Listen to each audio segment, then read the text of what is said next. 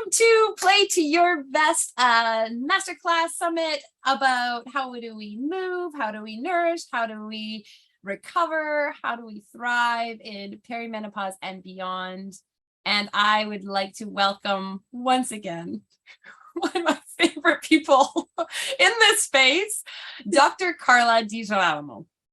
Thank you, Tennille. It is a pleasure as always to be with you today. Well, it's just you're just like tearing up a storm on so many fronts, that it's just so vital that we keep plugged in to all the exciting work that you're doing. And let me first just introduce you just a little bit to everybody who hasn't had the good fortune of getting to know you and the interviews that we've had before. So we have here, Dr. Carla is a double board certified reproductive endocrinologist, obstetrician gynecologist, working as a reproductive specialist at the Boston IVF in Massachusetts. Mm-hmm. Yes.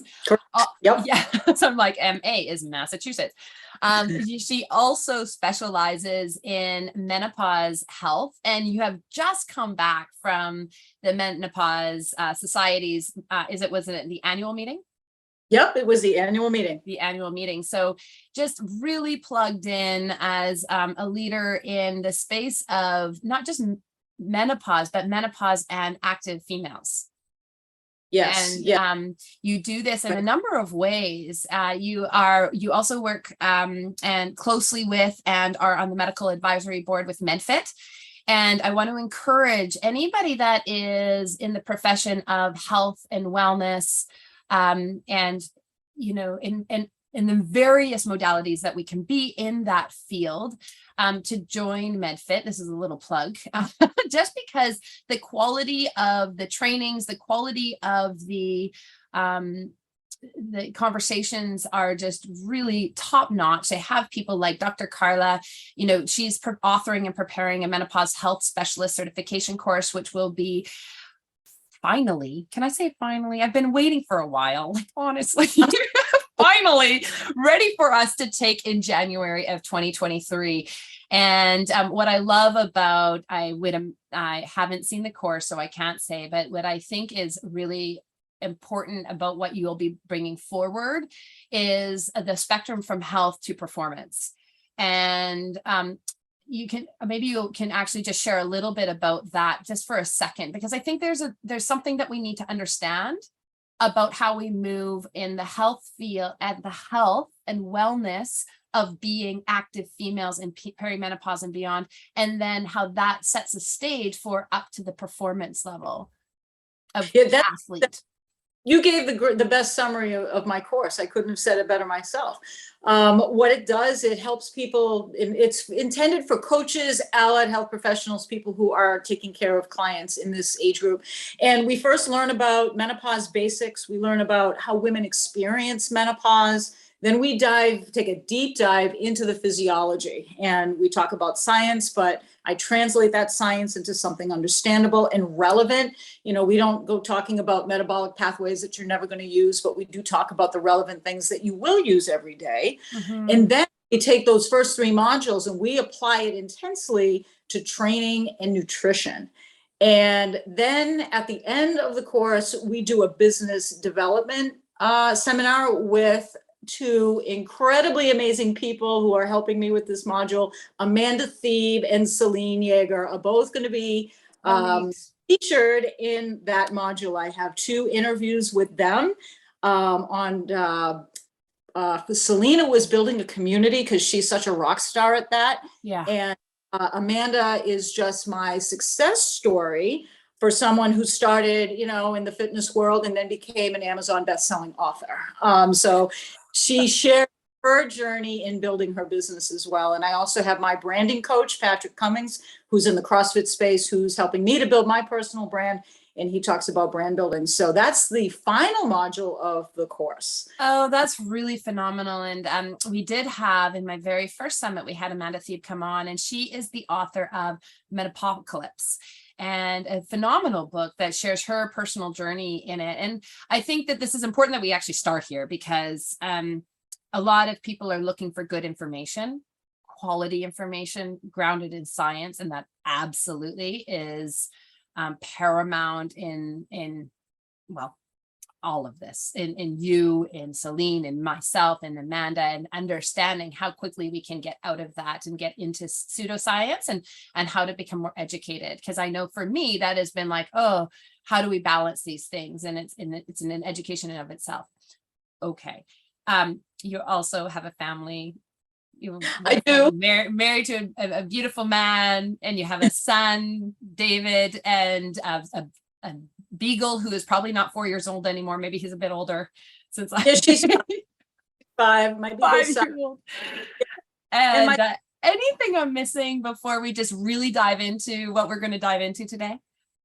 No, I think that's it. Oh, the only other thing I wanted, and I forgot to tell you this offline, is my blog. I have my blog called Athletic Aging. It's athletic.blog, and that is all about how to shatter the status quo as a midlife woman. Yes, and I really encourage you to become part of this blog. And the reason is because you take information that is really hard to understand and you make it so that we can all understand it. And it's really, you're talking about things that are very pertinent, and it's not easily found. That's my experience of your blog. So I'm always sharing it within the Facebook group, Athletes Thriving Within Perimenopause and Beyond, and on my personal page as well, just because I think everybody needs to know. In any case, okay, so let's get started. Are you ready? Yeah, I am ready. So we are talking about, I have had, 2 years in interviews, and I have often got the question of, I have a hysterectomy, or I'm in premature menopause, or I have primary ovarian insufficiency. And what about me? Like this all happened so, so much earlier than everybody else. What applies to me? Does it, this is what I want to get in with you, and just kind of just like give some rounded understanding of how do we be active if we are in one of these things, or how we can have a knowledge as coaches for somebody who has hit early menopause in one of these ways. So maybe you can help us first understand, just briefly for the audience, the differences between some of these things, and how we need to think about it, and do all roads lead to hormone therapy. Yes, no, it's a great topic. So premature menopause is defined as, we'll define it first, and then we can talk about the paths that take you there, is defined as 1 year beyond your final menstrual period before the age of 40. Okay, that's premature menopause. Early menopause is when that same thing happens before the age of 45. So you'll hear these used interchangeably. The average age of menopause in the United States, and I suspect it's similar in Canada, is around 52 years old. So when it happens before 45 and when it happens before 40, this is really early. It's earlier than we would expect, and there's implications. So how do we get there? Some people are surgically menopausal, which means there was a reason that the ovaries needed to be removed, either by themselves or along with the uterus, but it's really more relevant to talk about surgical removal of the ovaries. In that case, the important thing for trainers and coaches to know is that the menopause symptoms can come on suddenly and dramatically, because there isn't a gradual loss of ovarian function. It's immediate. You go from having functioning ovaries and now they're not there anymore. Right. And so hot flashes, the mood swings, the brain fog, all of those things that women experience when they go through menopause normally at age 52-ish, are being experienced all at the same time dramatically in these women when their ovaries are removed.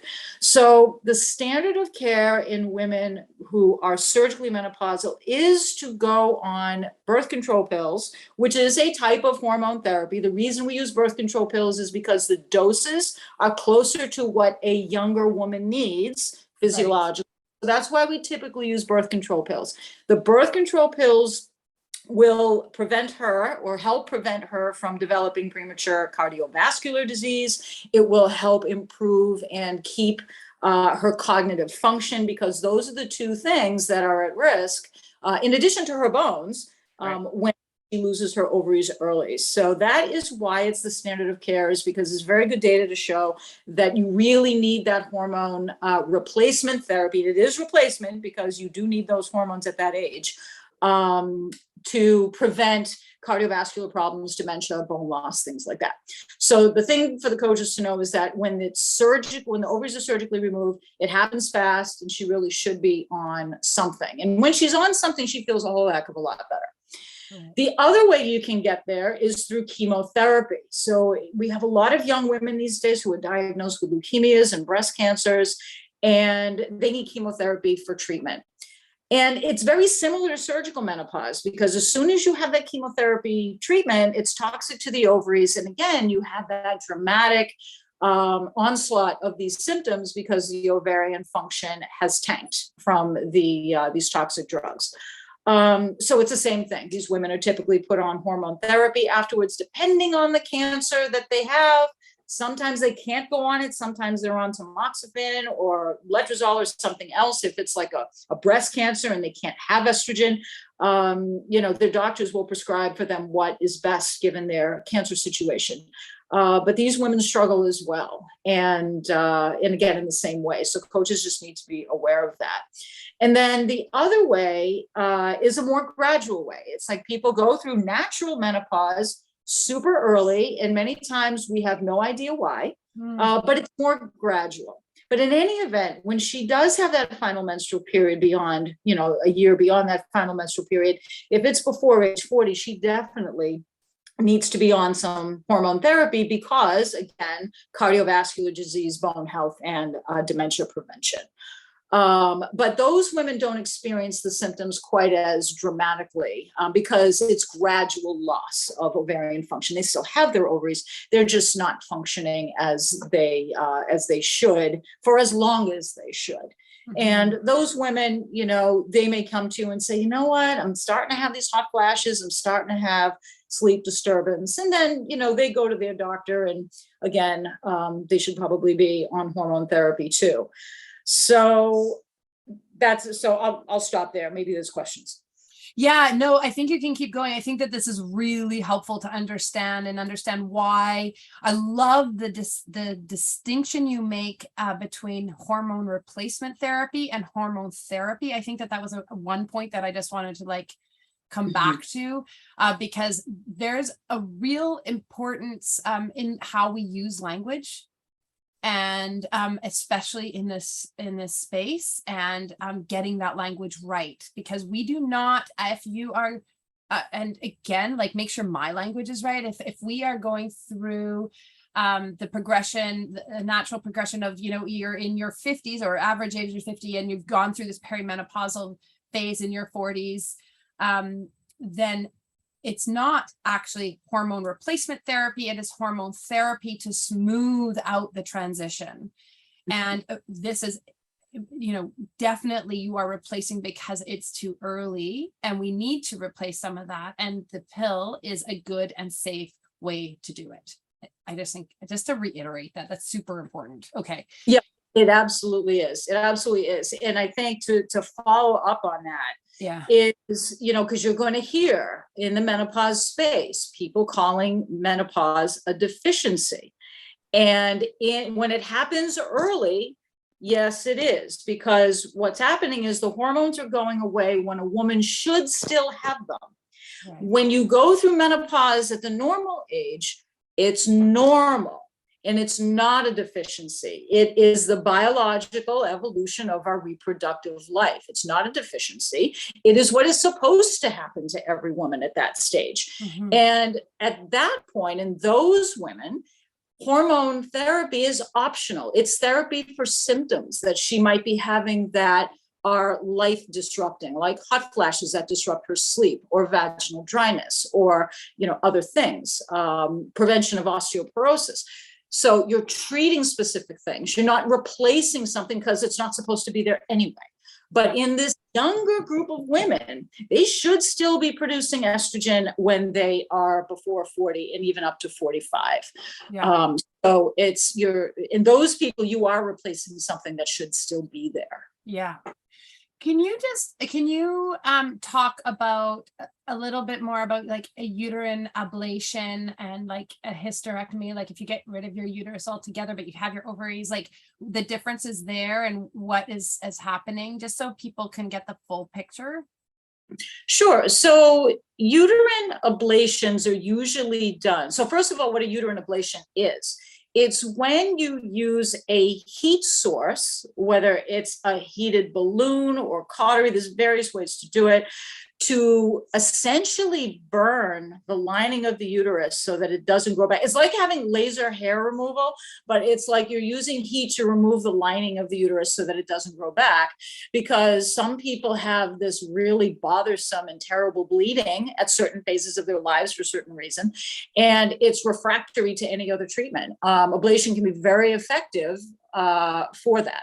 So you're treating a uterine problem. That doesn't have anything really to do with the ovaries. People don't remove ovaries for bleeding problems. So they're separate. And so if you have your uterus removed or have an ablation, you're not impacting your ovarian function. They're separate.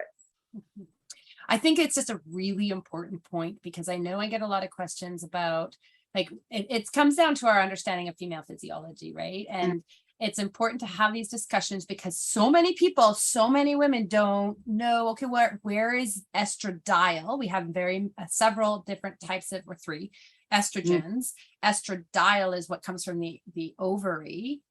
And then when the ovary, releases the egg, it's where progesterone is. And, and so I think, or you can talk about it in a much more eloquent way than I could, but it's what we have to understand is that there's different places, like it's very different. And just having that piece of information, I think it is really helpful to females, and just thinking about, okay, so I still have my hormones working in the way that they are working, and to be able to distinguish between that. So now where I want to go, okay, so now we have a grounding on these different ways of being in premature menopause. Now we understand we are in hormone therapy or hormone replacement therapy. What do we need to understand? Is there anything different that we need to understand about how we need to move, nourish, or recover that would be different from somebody that is in their 50s and having hormone therapy? Because maybe I'll just say one thing, like, well, where your expertise, one of your expertises in the bucket of many of expertises is in strength training, for example, in CrossFit, and working with those athletes at that very high level. And so one of the things that we know is that we need to keep doing this. Is anything shifting because of age and with layered on top of hormone therapy? It's a really great question. One of the things that I took away from the North American Menopause Society meeting, NAMS, we call it NAMS for short, is that people who go through premature menopause do have different physiology than people who go through menopause at a more typical age. Even when you have the hormone replacement therapy on board, that hormone replacement therapy isn't recreating your natural hormone environment. It is just treating it's helping to prevent cardiovascular disease. It's helping to prevent bone loss. It's helping to keep cognitive function sharp. It's not recreating that environment. That's impossible to do with synthetic hormones. But you're just trying to, help prevent disease processes from happening. But that physiology is different. And so it's more of an early awareness of the things that happen later on when people go through it at a more typical age. So we know that recovery takes a little bit longer. We know that muscle mass loss happens a little bit more readily. That's all going to be slowed with hormone therapy as well. But because your physiology is different, even if you're on hormone therapy, you just have to start thinking about these things differently. So you want to make sure that you're getting your strength training in, that you're getting your plyometrics, that you're taking good care of your muscles, taking good care of your bones, that your nutrition is good. You're going to need a little more protein, just like those women at 52 going through menopause, because your physiology is a little bit different, regardless of your hormone replacement therapy. So it's just an awareness of the same things we need to be aware of later, just being more aware of them earlier. That's really important. And so when I guess with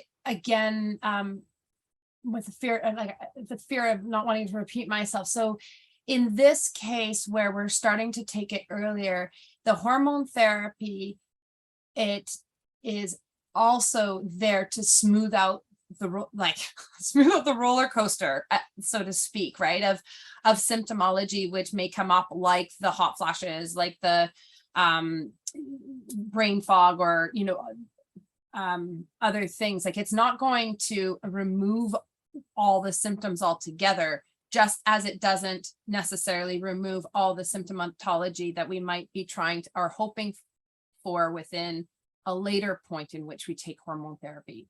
Is that clear? Was I clear?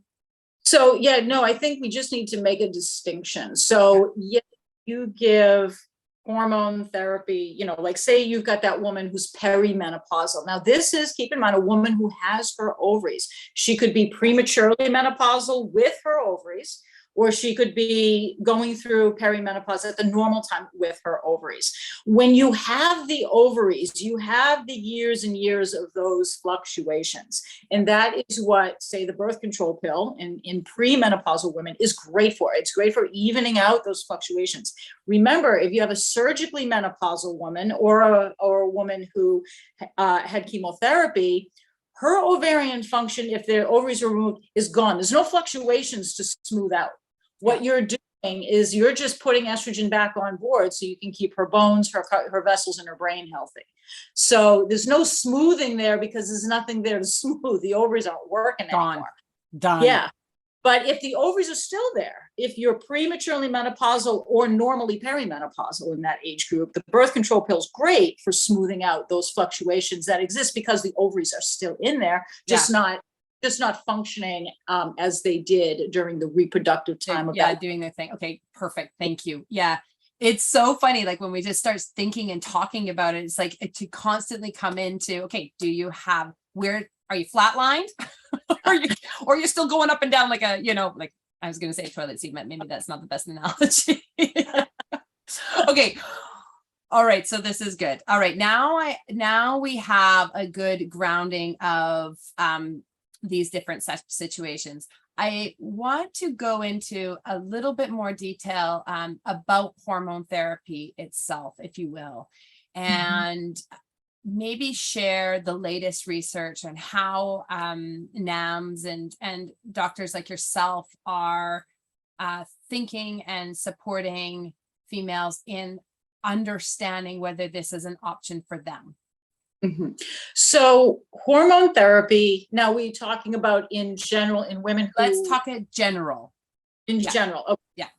So if you are menopausal at the typical age, so say you're in your early 50s, what hormone therapy is used for is to treat specific symptoms or treat a disease risk, specifically osteoporosis. Estrogen therapy or combined estrogen therapy is FDA approved for the prevention of osteoporosis, not the treatment. And we're talking about the FDA in the United States.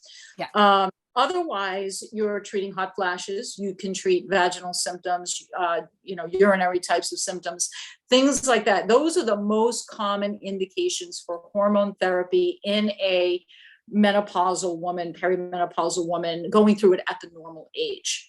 And the one thing that was emphasized at NAMS, and I wish that I could put a neon sign to this, is that hormone levels do not diagnose menopause, and they do not diagnose whether or not you need hormone therapy. It's your symptoms that are the driver. The only time we use blood levels is if you've got someone going through menopause potentially prematurely and you're trying to make a diagnosis, or in the rare cases where you have someone who's 52 who has an IUD in place, you don't know if she's having periods or not, you may want to clarify the diagnosis. But in general, for the general population who are cycling and then maybe not cycling anymore, you don't need blood levels to figure out if you need hormone therapy. It's based on symptoms and medical history. This is such an important point. And I know Dr. Jen Gunter is like, she's been like putting the sign on her forehead if she could about this as well. Like I think we're in a climate of testing and having access to so much data. And it's a tendency for us, and I love it that you've brought it forward, because it's a tendency for us to think, oh, more data is better data, or good data. And in some cases, sure, if you like, how are you using it? I don't know. That's one of the problems, is that people have so much data, they can, get everything listed on this big list. And so like, how is that going to make your life better? And where you're bringing us to, and I say this to my athletes all the time, is like, you're the highest tech person that there possibly could be. There's no technology higher than you. And while we can utilize information, we have to be really careful whether it's appropriate. To your point, it's not. Blood work does not tell us, symptoms tell us. So then come into your symptoms, understand your symptoms. That can be really challenging. And understanding, because there's so many, and there's other interviews that we have about gut health and in this series, and talking about what are the symptoms of when we're not absorbing nutrients, and what happens then. What's the there's a lot of things that you start having: chronic fatigue, your brain doesn't feel like it's functioning very well. I mean, these things can get put into a bucket of symptomology of, perimenopause as well. And I think, would you have any comments on helping us, like, it's to discern where we are in our health, and coming into how am I feeling, or how do I understand, all right, am I eating enough? Is my gut health good? Am I supporting the lifestyle? Is it helping me manage my stress levels? Am I stressing as well? Stressing my bones, stressing my muscles. I need this. This is a good thing.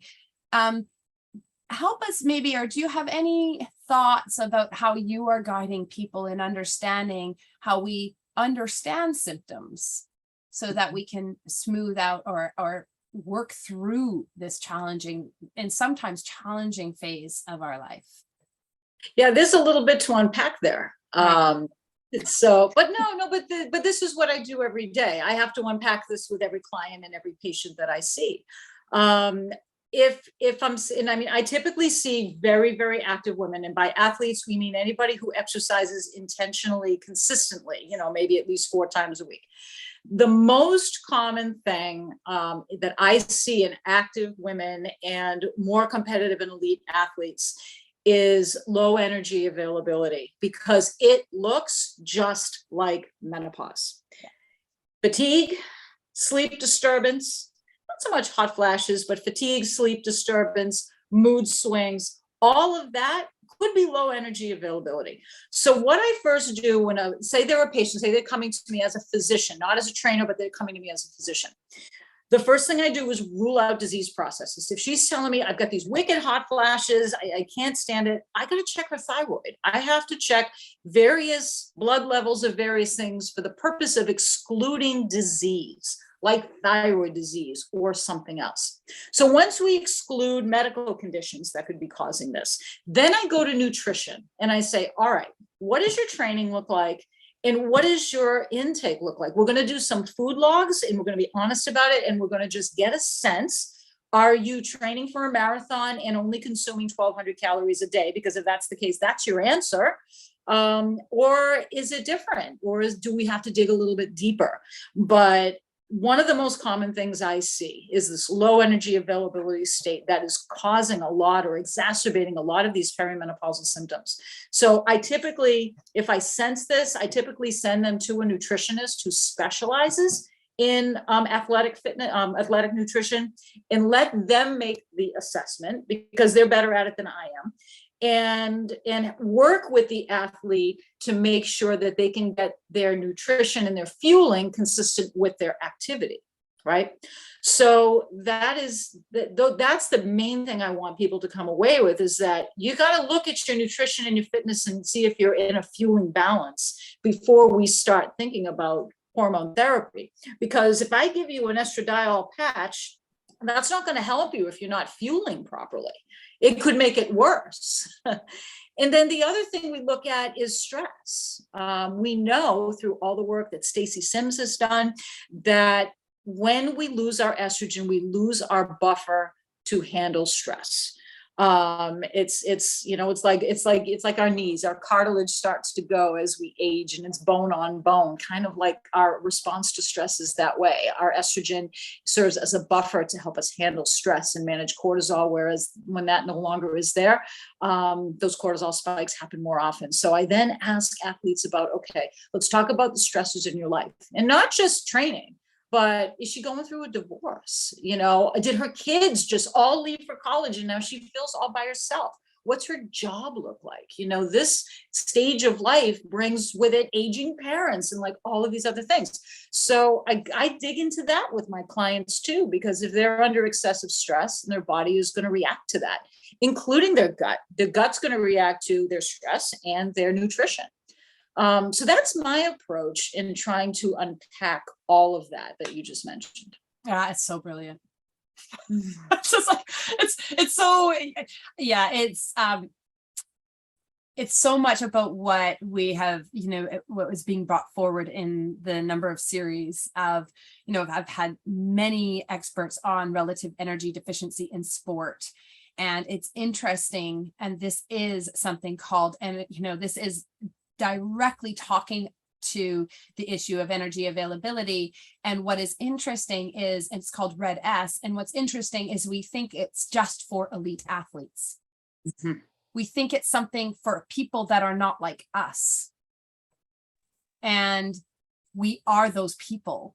And, this spectrum of, it's something that I'm so fascinated by, is this idea from health into performance, and what you're doing in your course, and what I speak so passionately about in my program, Project 51. It's understanding, is your foundation there at every level? Do we have the ability to manage the stressors, be it life? Because in perimenopause and beyond, the stressors aren't as much as for the elite athlete as the stress level for the focus of physiological stress, but our stressors are just as high in other areas of our life, and they require different energy substrates.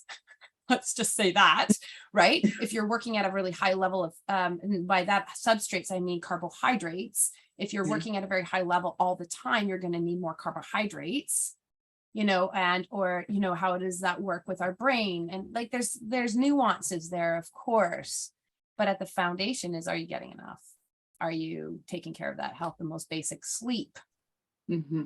And nutrient timing to that point as well is important, because, if you're training every day or 6 days a week or even twice a day, you could be getting enough calories in a day. But if you're not fueling yourself before and after the workout, your body thinks it's starving. Yeah. And you could be in a low energy availability state, even though you're getting an adequate number of calories, simply because your workouts aren't being fueled and recovered properly. Yeah. a good way to to convince your body that you're not starving is to make sure that when you are training, that you've got that fuel on board an hour before and some fuel on board an hour after. And then, later in the evening, is when you want to taper off your calories, because you don't want to eat too much before you go to bed, because then you're going to have sleep disturbance and your gut may not be happy. And your body is going to be, I don't need 1,000 calories before I go to sleep, but I sure as heck needed them before I ran my 5K today. Yeah. So nutrient timing is key in avoiding low energy availability as well. Yeah, absolutely. And I think that is part of nourishment. It's interesting again, because we're talking, at nuances and discerning how do we nourish our body and how do we fuel for training? And there, nourishment is staying out of that fasted state when we are doing our training. Like, that's not going to help us. So are you nourishing holistically all the time? Will help you perform in your athletic. It doesn't mean all of a sudden you need to have the bonbons and the gels and the high fructose, which are going to give you gut rot anyways, right before your training. Well, that's not what we're talking about here. Actually, we're talking about ensuring that you have nourishment for all the components of your life. And then if you're going longer or harder, that you are fueling for that training in a different way. And I think that there's a lot to be said and learned in those different, but we've come a long way in this conversation. This is how it goes with you. So fun. Oh my goodness. Okay. Coming back full circle to the beginning. Is there anything that you really have been hearing or that's on your heart or that you're passionate about right now that you wanted listeners to hear about in terms of perimenopause, menopause, movement? I mean, you've said so many important things to us, but is there anything that, before I ask my rapid fire questions? There's so much there. I think the one thing, as we were talking about the training piece and the low energy availability that was coming to the forefront of my mind, was the body image issues women in our age group. And by our, I mean, I'm 52. I grew up in the 80s when thin was in and your thighs weren't supposed to touch. And, we're all traumatized from that. And that really rears its head again when in the normal phase of menopause, you do have different fat distribution. No matter how active you are, you're going to start to notice differences in your body fat distribution and your body composition. Those differences are there to protect us. They're there to protect our bones. That's why it happens. And it happens no matter how active we are. But because we have this PTSD over what it was like growing up as a teenager in the 80s, those body image issues come back. And then what happens is, oh my God, I'm getting more fat around my belly. I have to eat less and train more. And guess what? That's going to make it a lot worse. So having an awareness of body image and issues that you might have is important so that you can say, you know what? I feel good about who I am and the skin that I'm in. And that you really have to be grounded in that and not let society's, standards of whether your thighs should touch or not really drive what you do, because that's not going to make you happy mentally. It's sick and twisted, in my personal opinion, to be blunt. And, you're not going to lead your best life that way. So be mindful of that. And, I deal with it every day myself. Like I said, I've got the PTSD too. So just be aware of it. Awareness is the first step to managing it. Mm-hmm. And love yourself for exactly who you are. Mm-hmm. Oh, that's perfect. Perfectly said. So I'm going to ask you 3 rapid fire questions, which I didn't prepare you for. So they're going to be perfect. Are you ready? I'm ready.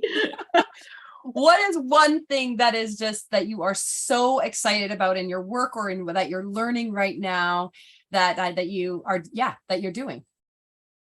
Oh, that's an easy one. I am so stoked right now because I am putting my stick in the sand for this new area of endocrinology called Women's Performance Endocrinology.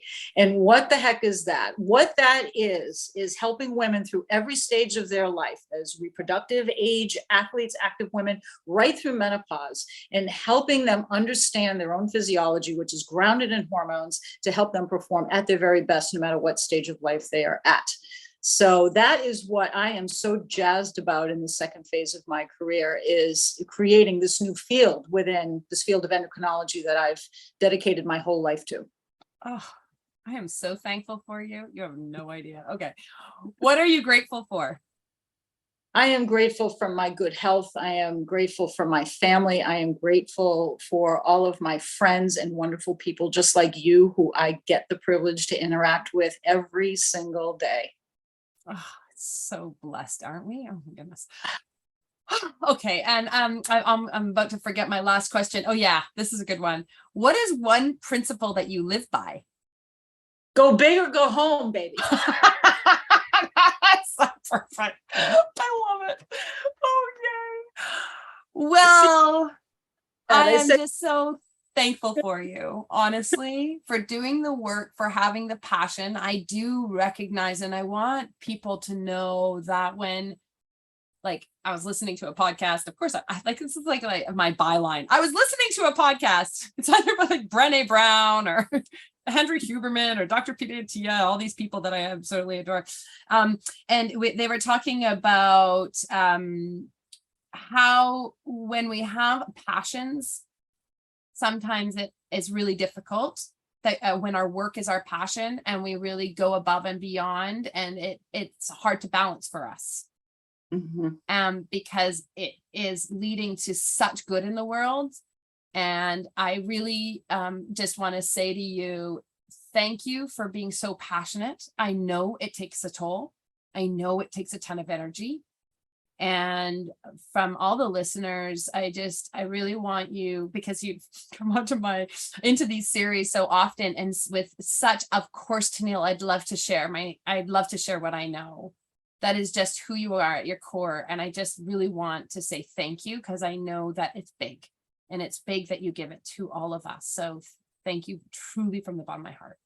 Well, I'm so humbled after all of that. And I can't do what I do and follow my passion without all the other great people who have the same passion and are like-minded. So I thank you for doing what you do too, because without you and Feisty and all of the other people who I'm working with, who have the privilege to work with, you know, I couldn't do what I do. It takes a village to move mountains. So I'm just happy to be part of the village. Yeah, moving mountains. It's beautiful. Well, thank you very much. And yeah, until next time. Thank you, Tennille.